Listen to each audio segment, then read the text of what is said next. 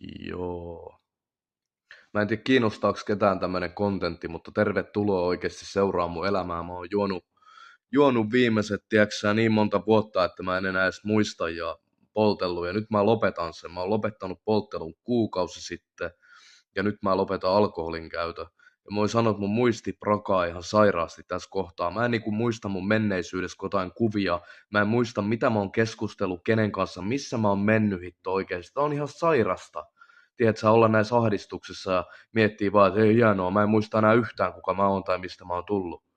Mä toivon vaan oikeesti, että tää paranee jossain ajassa, en mä tiedä. Mut joo, tervetuloa mun kanavalle seuraa. Mä vaan yritän tehdä jotain tämmöistä kontenttia. Mulla on ihan sama, mitä ihmiset sanoo. Mulla on ihan yksi ja hailee. Kaikki mielipiteet on tervetulleita. Tuu vaikka haukkumaan, mulla on ihan sama. Mutta tosiaan tämmöstä. Joo.